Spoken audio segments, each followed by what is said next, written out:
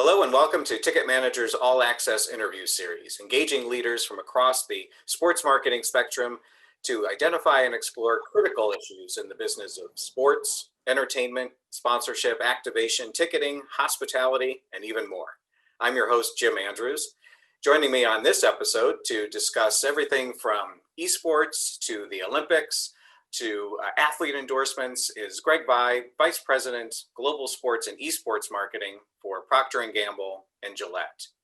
Greg, it's great to have someone with your experience and knowledge joining us today. Really thank you for being with us. Well, thank you, and thanks for asking me. I really appreciate it. So, and it's good to see you again. Yeah, you too. It's been a while. Yeah, I want to start off, as I mentioned, we've got a host of things we can talk about and I want to get to, but I'd really like to start off with the second part of your title, esports. When you and I first started in this business, I don't think any of us could see what was coming with video gaming, but you've really led Gillette as a non-endemic sponsor to really identify and find success in esports. And I'd love if you could share just a couple of lessons that you've learned over the last few years that you've been involved there. Yeah, I'm happy to, and it comes from a passion that I've had about gaming. I'm a casual gamer. I've been playing for a while, and one of the opportunities of even coming into Gillette was Gillette. We did the world's largest global gaming contest back in probably about 11 to 12 years ago with EA and with Xbox. And the culminating event was a TV show where we had what was the Gillette champions at that time with Tiger Woods and Roger Federer and Thierry Henry and Derek Jeter, and there were some others. We actually did a TV show that was a culminating event where the winner of Tiger Woods Golf got to play Tiger. We had Matt Ryan playing Madden. And then we had John Cena as our MC. So that kind of goes back and it's kind of the who's who. But there's always been this gaming thing that I've been a part of. And when I saw what was going on with esports, and even 5 years ago, we were a little bit late to the party because it was happening, and it was just this eruption that people really didn't know about. People didn't have a concept of what Twitch was, League of Legends, or Overwatch, this whole movement that was happening. And I actually went to the company and said, hey, can we look at these games? Can we be involved? And I really couldn't get an answer because no one really knew what it was. And, you want to make sure you're being brand compliant. We're Procter & Gamble, and there's games that we just cannot be involved in, the red ones, the red games with lots of blood. And for those and the right reasons for not to be involved. But we decided it was about 3 of us, and we did it out of Geneva, out of our offices in Geneva. And we kind of call it, we did it under the dark of night. We have this little term that we use within P&G called a test and learn. And you can do test and learns. And so we said, okay, we're going to do a test and learn. And we went with ESL, and we found ourselves in Katowice for the World Championships with League of Legends. And it was just remarkably successful. Being a non-endemic brand, we had a booth out in the hallways of the arena. We did 3D razors. We really had a chance to really talk to a lot of people and really interact, and saw something that we had never seen before. I mean, we've all been to Super Bowls and Olympics and everything else and all of these events, and everyone's in the stadium looking at their device while the game's going on.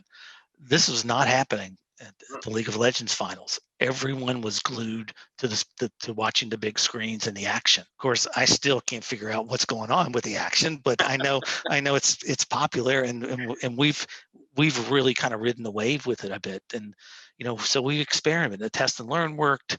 We went to what was next.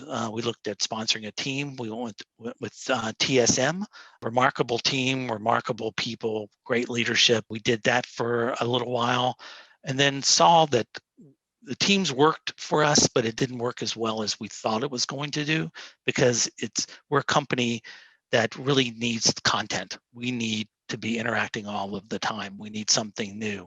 And lots of times people don't realize that these players are athletes, and they train and they play all the time. They're living together, and they're constantly getting and working on their game. That's something we didn't realize, and then the team didn't realize how much time we needed and how much time we take. And how hard we are to manage.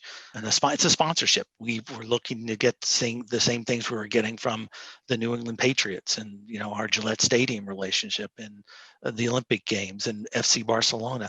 That that wasn't something they were familiar with or really comfortable with. And so there was two sides that we were remarkably different, but we ended up coming together and working really well together. At that time, we started a program with Twitch and with TSM called Bits for Blades. So on Twitch, you could go. They're owned by Amazon, and obviously we all know that. But you could go on, and if on the banner you purchased blades, we would give you Twitch bits, which is currency on the site. And so that program evolved to where we are evolving into the next year's program, where we added influencers to that program. That was successful. So we did it again last year. That kind of repeated the program, reduced the number of influencers, but had influencers with, I guess, a lot more star power. We really went with Dr. Lupo, who's one of the top talents on Twitch, a remarkable guy. Nate Hill, went with a couple of others, one in Mexico and another in Brazil, speaking Spanish and Portuguese. We partnered with EA for FIFA in Europe, and then we've also just partnered with EA. We're part of Madden, and then we've also linked a lot of our athletes into what we're doing with esports. Other athletes, I treat everybody asks me how I treat esports differently, and the influencers with my mainstream, so-called mainstream athletes, is I treat them all the same. They're all, in my mind, they're all athletes, they're all talented. And so but there's lots of crossover between esports, gaming, and our NFL players, our soccer players out of Europe. We had Antoine Griezmann, Antoine, when he would score, he would do a Fortnite dance. So there was lots of crossover there. We also did, when we signed a number of our athletes and influencers, we'd have our players invite and welcome them to Team Gillette. So being welcomed by, at that time, we had Neymar, we had Griezmann, we had Thomas Mueller, and some of the top football players in the world, American football and European football, or soccer. And so with the crossover was amazing, because it really showed how we could leverage e-gaming and our sports together, which really was very welcoming and very really pleased the esports community quite a bit. And it's a tough community to impact sometimes. Well, and that's exactly what I wanted to ask you next. Is I think there is a perception that that audience, that community, is in some ways very different than, let's use that term, mainstream audience, older audience perhaps. But it sounds like, yes, in some cases there are differences that you need to be aware of, but maybe also in terms of their reception to brands coming in, maybe not so different. Maybe they are more welcoming than I think maybe the perception is. Yeah, I think they're very welcoming. I think they're weary. This is their community. I mean, you're coming into their home, and you need to understand the kind of the rules of those things, of doing so. We could not be able to take our mainstream advertising that we're showing on mainstream TV and put into a Twitch feed, Right. or to a YouTube on gaming. It just wouldn't be accepted. It can get you killed. I mean, there's brands who've done that and did it early, who were basically destroyed by the community because they thought you were trying to take advantage of them and preach to them in a mainstream way. Now, going into the community and offering and then showing that you're providing value is the way to go in. The Twitch Bits exercise that we Bits for Blades. It's commercial, but it works because the community can get something. We're sponsoring the top streamers, so top influencers. So we show that we are having an impact on the community by supporting the influencers so they can continue to do their craft. That's important. It just gives more credibility for what's going on. And that was early. I don't think you don't need to be doing that now, but we've had some of our P&G brothers and sisters enter into esports, and some of them had a little rougher time because this is not your mainstream advertising that you're going after and buying spots and dots. It's different. It's completely different. And I treated it. Luckily, I was part of the whole action sports revolution back in the day when action sports was, that was the shiny toy and everybody wanted to be involved, but it was a very closed community. You could go in there, and if you did the wrong thing, you just were not accepted. ESPN had the X Games and all of those things and all the signage and all the things they did, which was wonderful for the athlete, but they would have all these sponsors, all the signage, but the athlete really wasn't getting anything out of it. You needed to be at the grassroots level before you could get some credibility, and it's kind of the same principle with esports and that in the community. Yeah, and and I think it would be nice if that principle kind of, if we saw that more often, maybe some of the traditional sports too. That reminder of provide value Yep. to the participants and the athletes that you're partnering with, and to the fans and the audience and the community, and that's really where you're going to get success with sponsorships and partnerships. Yeah, I think it's, and it's the relationship, right? And we've always talked about sports and relationships, but it's the same thing. Whether you've just got to have a relationship with your customer and or your consumer, and doing that in the right way is, I mean, that's the way that I think you get ahead. Well, I know you get ahead. You talked about it in the esports context, and then mentioned traditional or mainstream athletes. You've done a lot of deals with athletes, and whether it's endorsements or bigger kind of partnerships. To me, I've always been a little bit fascinated about how brands and marketers and folks like you have a pretty big choice, right? You look at the Yeah. pool of, even if you just say NFL players, that's a big number of players. Then you layer on top of that, hey, in all of these sports, these are primarily young men and women. Some of them just coming out of school, their teenage years. How do you start to say, okay, how are we going to identify these athletes that are going to be the right fit with our brand, with our products, when there's all these variables and kind of unknowns? I was at Gatorade for 10 plus years, and had a great boss named Bill Schmidt, who's our VP of sports marketing. Is kind of a legend in the industry. Bill signed Michael Jordan, and we signed him away from Coca-Cola. I don't say we, Bill signed him away from Coca-Cola. And that just really gave me, I mean, because I was very young. I was a bad athlete, and was around a lot of really talented athletes. Just like I'm probably a bad marketer, but I'm also really around a lot of talented marketers now. But you saw what the value of an athlete could do for a brand. And Michael was kind of an exclusive to Gatorade. There was no other athlete until we got towards about 98 or 99, where we added Mia Hamm and Peyton Manning and some of the others. But it was just watching how an athlete could impact a brand, watching how professional an athlete was with his representation, but also with his caring about what the brand could do, paying attention, being involved, totally into what we were doing. But it also gave me an impact on what the selection process was. So coming into Gillette and P&G, the model is completely different than the Gatorade model. No own the field of play. Gatorade had every right to play in athletics because that's what it was. Gillette really, why does Gillette have the right to play? Well, Gillette has a 100-year history of using sports to sell the product, to deal with their key consumers. We're 40-year sponsors of the World Cup. We were the first sponsor of Major League Baseball World Series on radio. I mean, it goes way back. And so we had a right, because we'd been there for a long time, so no one questioned that. But for selecting of the athletes, it's like we go through a marketing strategy process. I mean, we have to have the marketing strategy set, and we decide if we're going to use. Is it going to be mainstream advertising? Is it going to use entertainment? Is it going to use sports? And if it's going to use sports, are we going to use a property, or are we going to try to use a talent? And we've gone back and forth over the years. I mean, it changed. This whole strategy thing changes really about every 2 to 3 years, where we'll go and try something new and do it a different way, whether it's a combination of athletes or a combination of properties or a combination of properties to athletes.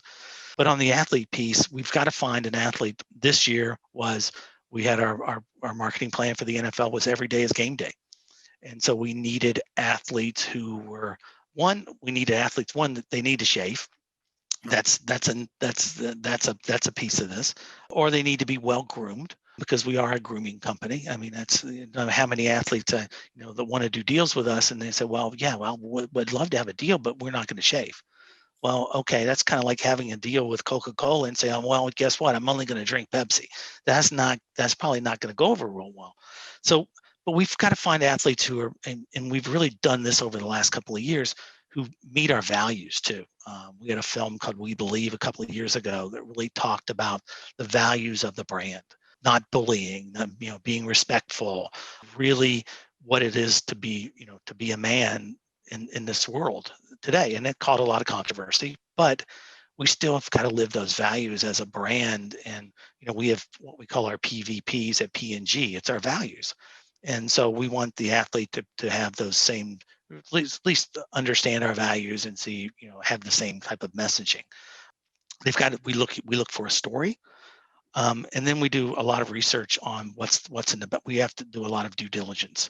So not only are we looking at, you're looking at whether it's the old Q scores, or you're looking at N scores, or you're looking at the Davy Brown Index, but there's nothing like making a phone call into what does the NFLPA know about the young man? And luckily I come from a background, from my Gatorade background, is nothing like calling the athletic trainer's office and talking to the athletic trainer, which I still have open lines for. What's the young man like? What's he, and talking to agents, because they're interviewing these guys. And also, I can't discount talking to some NFL coaches and some scouts, especially if it's an NFL player. What's the family? What's the outlook? And you weigh all of those. Yeah, it's so interesting because I think what's important to remember is that qualitative research is just as important, in this case, probably even more important than the quantitative, in terms of whether it's Q scores, which some of the other iterations of that you mentioned, or looking at social media and the number of followers and engagements and all of that. Yes, those are important, but I think it's really enlightening to hear you talk about placing the phone calls and kind of doing the footwork and the field work to really talk to people who know these people. Yeah, it's important, especially for a brand like ours, and it's important for the athlete too. And it's not about there's something in their background. It's just they need to be comfortable, and it's a lot of athletes and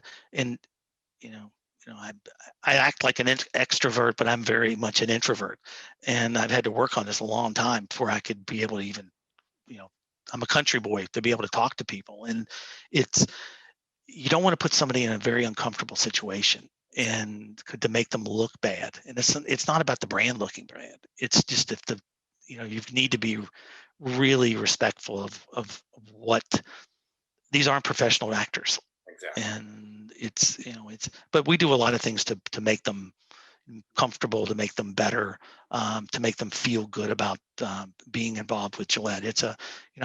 We talk about taking things from Gatorade. Bill Schmidt, back in the day, there was a rule book for how to shoot and how to manage Michael Jordan, and it was called the Jordan Rules, for of all things, and I still have that. And it's modified over the years, but it's really on how to treat talent on a set, and what you need to do for preparation, and what you need to do to make them feel comfortable. I'd love to switch gears and talk about something else that's been very important to Procter & Gamble, and that's the Olympics. And as we sit here in early 2021, fingers crossed that we're going to have a lot of Olympic activity coming up, beginning this summer in Tokyo, and then very soon after in Beijing with the Winter Games. You all just renewed your sponsorship with the Olympic program, the worldwide platform with the Olympics, last summer, going through 2028. Can you just talk a little bit about why the Olympic Games are so important to P&G and its brands? We've had lots of success with the games globally. And it helps when the next 3 markets that the games are in are huge P&G markets, with China, Europe, and then coming back to the US. So that also gives us an opportunity to do things with our customers, our consumers and also with our and to build our brands.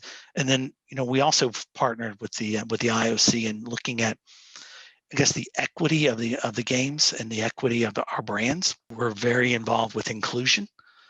We're looking at environmental sustainability. That's very, very important for our company and all of us. And then the community and the impact on the community of the games itself, and how that continues to evolve. And a lot of those plans are continuing to, I mean, we recently announced that well, not recently, but we did kind of a slow announcement of our renewal of the contract or the agreement, but it's given us enough chance for that team, especially the P&G team, to build this out and to work with the IOC to really get things that not only builds our brands, but builds the IOC, but also builds the world, and for good.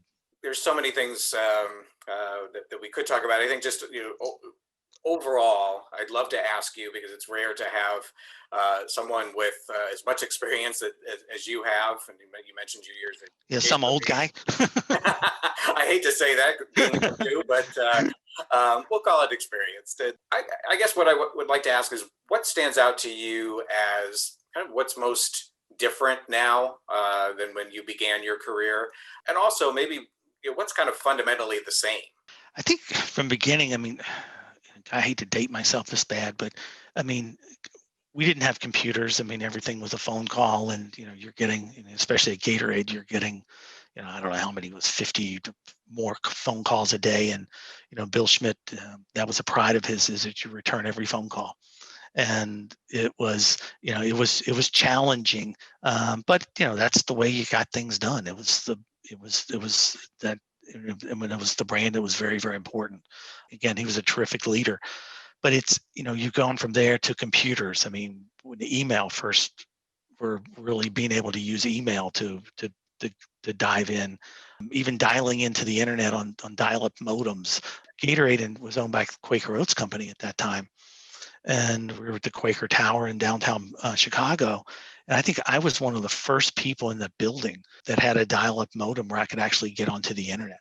And it just seems such a long time ago, and so slow, and so frustrating. But we were trying to do research and trying to understand and trying to figure out what this was going to do for sports, and where it was taking it. But whoever thought that we'd be doing all of these video calls now? But in the world of sports, with you still see this. I can remember with a day where if you wanted to be a sponsor of an NFL team and you wanted to be a sponsor of a college team, well, okay, here's a sponsorship package. It's a signage, it's 4 season tickets, and it's a program ad, and maybe we'll give you a radio spot. Well, even when the Gatorade days, that didn't work because we needed the field of play. We needed the sidelines, and nobody really understood that till we, kind of forced that issue, not the issue, but opened people's eyes open to it.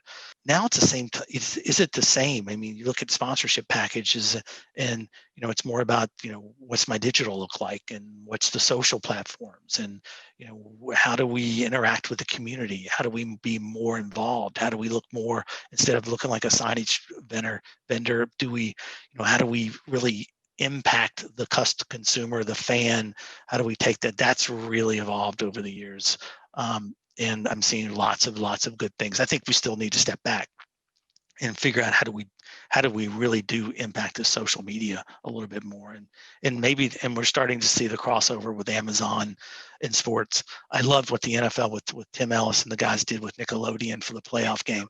Oh my God, that was fabulous. And and Nickelodeon's been involved with the NFL for years, but it's been around Super Bowl, and so they take a wild card game, which it's a little more people are watching, but it's not the Super Bowl, so you can actually pay attention to what's happening, and they blew it out of the park.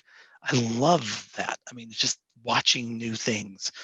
But I think one thing has not changed, and again, it goes back to the old days, and it's not, I hate to say old days, but it's just the respect in the relationships and building the relationships. And one thing that sets sports apart for me than entertainment, than music, and I've been involved in all of those, and even esports now, I'm trying to instill that value of building, the importance of having relationships to the people that are doing esports now, and the sellers, and the owners, and the marketing people.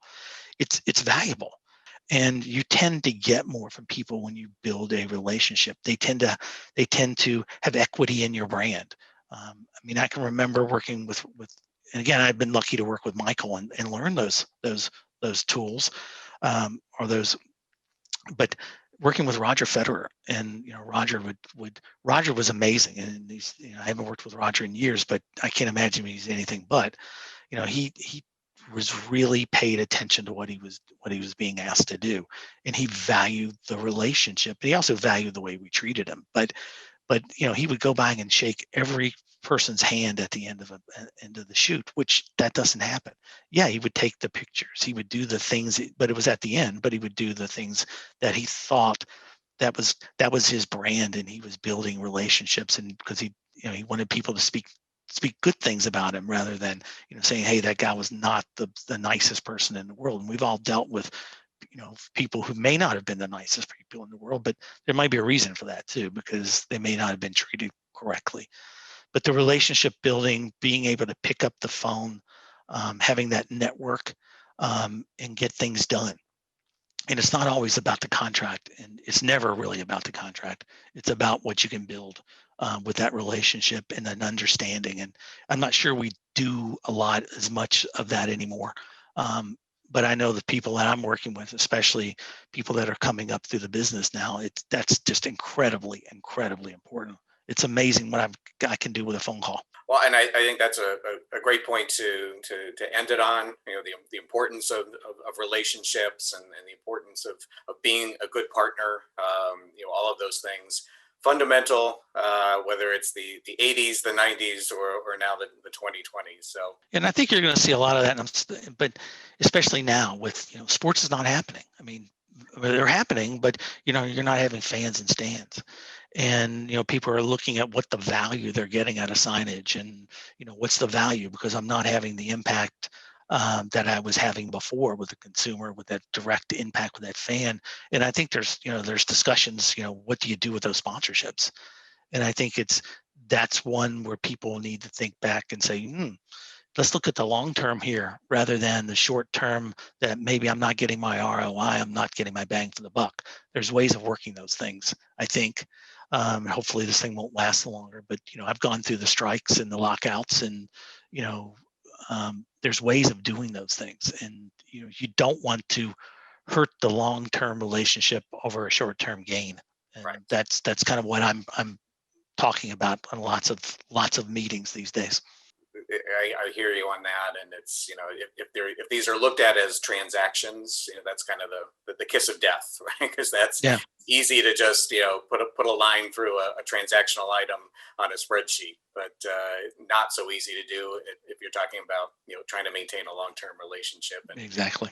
Greg, thank you so much for taking the time and sharing your knowledge and expertise with us. I really appreciate it. Yeah, it was fun. So I really appreciate it. I appreciate the invitation. So thank you. Awesome. On behalf of everyone at Ticket Manager, thank you for watching, and please join us for the next episode in the All Access interview series.